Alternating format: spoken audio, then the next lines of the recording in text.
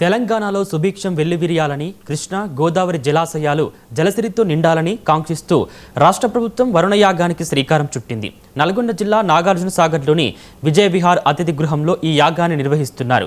యాదాద్రి దేవస్థానం ఆధ్వర్యంలో జరుగుతున్న ఈ కార్యక్రమానికి ముఖ్యమంత్రి రేవంత్ రెడ్డితో పాటు పలువురు మంత్రులు, ప్రజాప్రతినిధులు హాజరు కానున్నారు.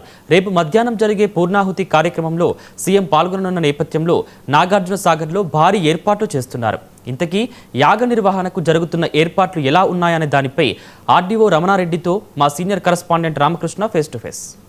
తెలంగాణ రాష్ట్రం సుభిక్షంగా ఉండాలని, కృష్ణా గోదావరి జలాశయాలు పూర్తిస్థాయి నీటి మట్టానికి చేరుకోవాలని తెలంగాణ రాష్ట్ర ప్రభుత్వం అత్యంత ప్రతిష్టాత్మకంగా కృష్ణమ్మ ఒడిలో నాగార్జున సాగర్ విజయ విహార్ ఆవరణలో కృష్ణానది చెంతన వరుణయాగాన్ని నిర్వహించి తలపెట్టారు. ఇందుకు సంబంధించి యాదాద్రి దేవస్థానం ఆధ్వర్యంలో ఈ యాగాన్ని నిర్వహించడం కోసం పూర్తిస్థాయిలో ఏర్పాట్లు చేస్తున్న పరిస్థితి ఉంది. రేపు ముఖ్యమంత్రి రేవంత్ రెడ్డితో పాటు ఇతర మంత్రులు, ఐఏఎస్ అధికారులు పెద్ద సంఖ్యలో ఈ కార్యక్రమంలో పాల్గొన్నారు.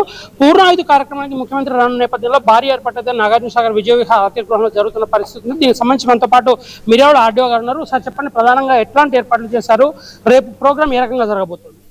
రాష్ట్రంలో ఉన్న ఎల్లినో పరిస్థితుల దృష్ట్యా, ఉన్న వాతావరణ పరిస్థితుల దృష్ట్యా, వర్షాభావ పరిస్థితుల్లో ఉన్నటువంటి దృష్ట్యా ఈ వరుణయాగం అనేది యాదాద్రి అర్చకుల సమక్షంలో ఏర్పాటు చేయడం జరిగింది. దీంట్లో 108 మంది ఋత్వికులు పాల్గొంటున్నారు.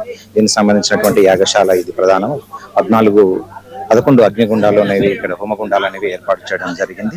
దీనికి సంబంధించినటువంటి ఇందులో భాగంగానే మనకు విరాట పర్వము అనేది ప్రవచన కార్యక్రమం కూడా దానికి సంబంధించి బయటగా ఏర్పాటు చేయడం జరిగింది.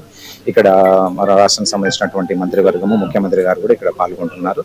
దీనికి సంబంధించినటువంటి అన్ని శాఖలను సమన్వయం చేసుకొని పూర్తి స్థాయి ఏర్పాట్లు చేయడం జరిగింది. ప్రధానంగా చెప్పండి, యాదాద్రి దేవస్థానం ఆధ్వర్యంలో నిర్వహిస్తున్న పరిస్థితుల్లో ఏర్పాట్లు చేయడంతో పాటుగా జిల్లా కలెక్టర్తో పాటు దీనికి యాగాన్ని మొత్తాన్ని కూడా ఉత్తమ్ కుమార్ రెడ్డి గారు ఇన్ఛార్జ్ గా నియమించిన పరిస్థితి ఉంది. ఉత్తమ్ కుమార్ రెడ్డి గారి ద్వారా ఏమటువంటి ఇన్స్ట్రక్షన్స్ వచ్చాయి, ఏ రకంగా యాగానికి సంబంధించిన ఏర్పాట్లు జరుగుతున్నాయి, దీనికి సంబంధించి ముఖ్యమంత్రి ఏ టైంకి ఇక్కడికి నాగార్జున సాగర్ చేరుకునే అవకాశం ఉంది? మనకు రేపు తెల్లవారుజామున 4 గంటలకు ఇది ప్రారంభమవుతుంది యాగం అనేది. సాయంత్రం 3:30 ప్రాంతంలో పూర్ణాహుతితోటి ఇది ముగుస్తుంది. మనకు ముఖ్యమంత్రి గారు సుమారు 2 గంటల ప్రాంతంలో రావడానికి అవకాశం ఉంది. సో దీనికి సంబంధించి మంత్రి ఉత్తమ్ కుమార్ రెడ్డి గారికి పూర్తి స్థాయిలో బాధ్యతలు అప్పగించారు.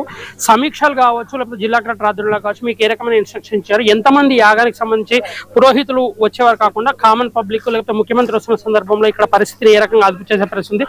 శాంతి భద్రతలకు సంబంధించి ఏ రకమైన చర్యలు పోలీస్ శాఖ ద్వారా తీసుకోబోతున్నారు? దీనికి సంబంధించినటువంటిది ఇక్కడ మనకు మంత్రులతో పాటు ఎమ్మెల్యేలు, ఎంపీలు, ఇక్కడ ఉన్నటువంటి స్థానిక ప్రజాప్రతినిధులు హాజరయ్యేటువంటి అవకాశం ఉంది.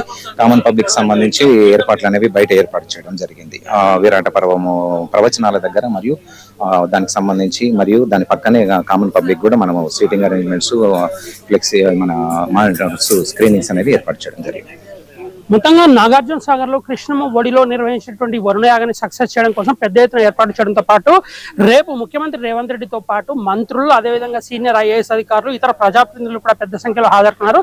దీనికి సంబంధించి నాగార్జున సాగర్ విజయ విహార్ అతిథి గృహంలో భారీ ఏర్పాట్లు జరుగుతున్నాయి. ఈ ఏర్పాట్లను ఎప్పటికప్పుడు జిల్లా కలెక్టర్ సమీక్షించడంతో పాటుగా ఎక్కడ కూడా ఇట్లాంటి ఇబ్బందులు లేకుండా చర్యలు తీసుకుంటారు. మరొక పక్కన పోలీస్ శాఖ ద్వారా పూర్తి స్థాయిలో బందోబస్తును ఏర్పాటు చేయడంతో పాటు ముఖ్యమంత్రి వస్తున్న నేపథ్యంలో పెద్ద ఎత్తున పబ్లిక్ ను కూడా గ్యాదర్ చేయడంతో పాటు ఇక్కడ అంటే యాగం జరిగే ప్రాంతంలో మాత్రం పెద్ద సంఖ్యలో పబ్లిక్ అనుమతించకుండా లిమిటెడ్ గా అనుమతించే పరిస్థితి మాత్రం కనిపిస్తుంది. మొత్తంగా 108 మంది ఋత్వికులతో 11 హోమగుండాలలో ఈ వరుణయాగాన్ని నిర్వహిస్తున్న వరుణయాగం నిర్వహించిన తెలంగాణ రాష్ట్రం పూర్తి స్థాయిలో సక్సెస్ఫుల్ గా వర్షాలు కులవారని, కృష్ణా గోదావరి జలాలు సంబంధించిన జిల్లాలో ఉన్న బ్యారేజీలు కూడా జలకళతో నిండాలని, రాష్ట్రం మొత్తం సుభిక్షంగా ఉండాలని కూడా ఈ వరుణయాగం నిర్వహిస్తున్న పరిస్థితి ఉంది. దీన్ని విజయవంతం చేయడం కోసం ఇటు జిల్లా యంత్రాంగంతో పాటు అధికారులు పూర్తి స్థాయిలో ఏర్పాటు చేసిన పరిస్థితి కనిపిస్తుంది.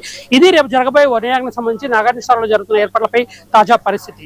వీడియో జర్నలిస్ట్ మధుతో రామకృష్ణ, 99 టీవీ, నాగార్జున సాగర్ నుండి.